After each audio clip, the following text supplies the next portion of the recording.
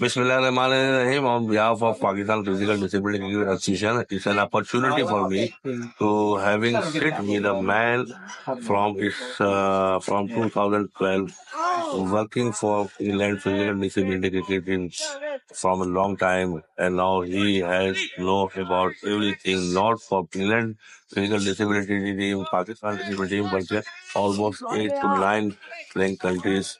Those are playing disability cricket. Thank you very much, and I hope you can describe the whole story of promotion, past activities, and what is the hope for physical disability in future, please. Absolutely. So I think we first met in 2012, and since that, then the game has grown a lot. We played in Dubai. You won. We remember.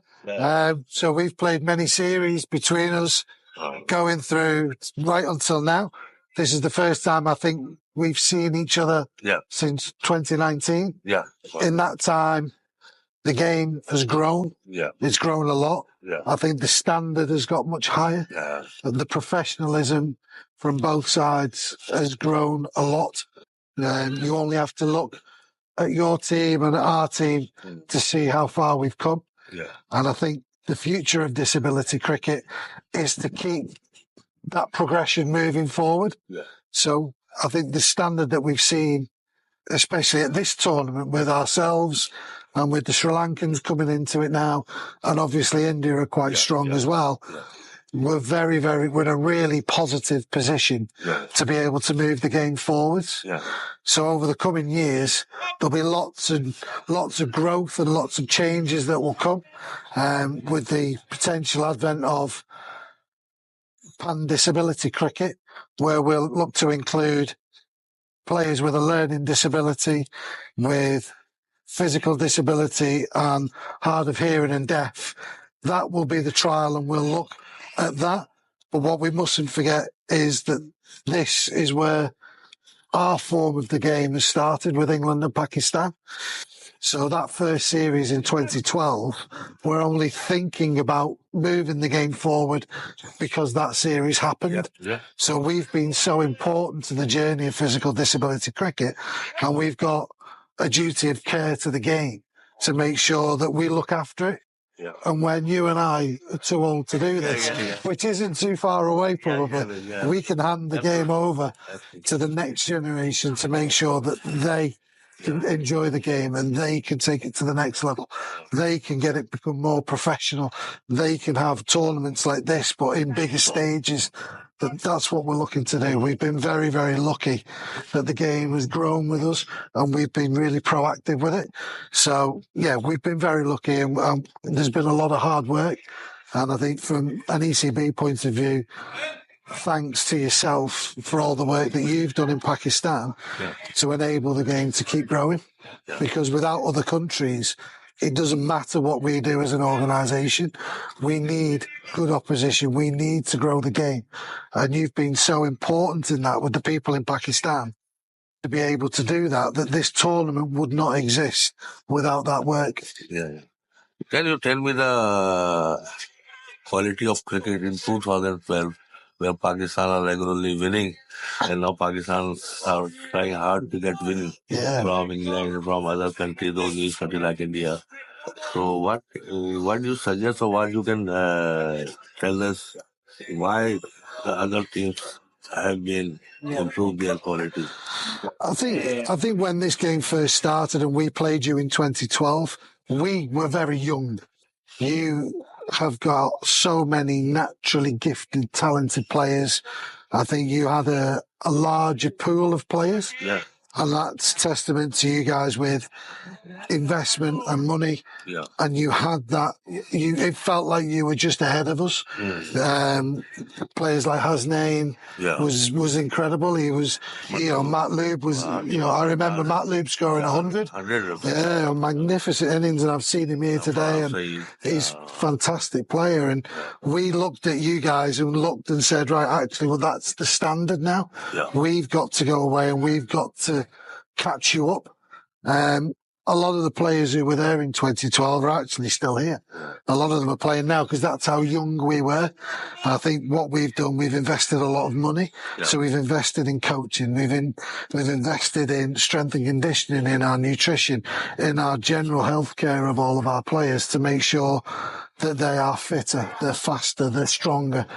They have to overcome so much in terms of their physical disability that what we're trying to do is people will see that disability sometimes as a weakness. We're trying to turn that perceived weakness into a super strength. So everything that the players are doing is to make their perceived weakness as strong as it can possibly be and then develop the strength that they've already got into that super strength. So it's just moving the game along and making sure that what we do inside the game gives the right impression outside. People don't understand this game until they see it, until they understand it, until they can hear the stories that these players have had to overcome, the difficulties that they've had. Some of the players have had these disabilities from birth. Some of them have acquired them through some form of misfortune or illness throughout their lives. So every player is an individual, and that's how we've moved forward, by treating each player as an individual, by making sure that we invest in the person and making them the best people they can be and developing them that way to become the best cricketer that they can be. And I think what we've seen is that our game has really grown in England. Our players are much fitter. We're much stronger. I think we believe at the minute we're probably the fittest team here. Yes. There's some incredibly talented players in your team. I think your captain is a great character. Well, yeah. He's a fantastic player. Multi-talented player. You know, you've got so many good players, and that's why we love to play you, because we know we're going to be challenged. We know you've got players that can hurt us, and that's the challenge for us as England and Pakistan, where the founders of this game. We need to make sure that our rivalry is the best of the rivalries. Rivalry also, in my opinion, playing Pakistan-England is very attractive for other countries. Absolutely. 2 and 3 series, 2012, 2014, 2017, and 2018.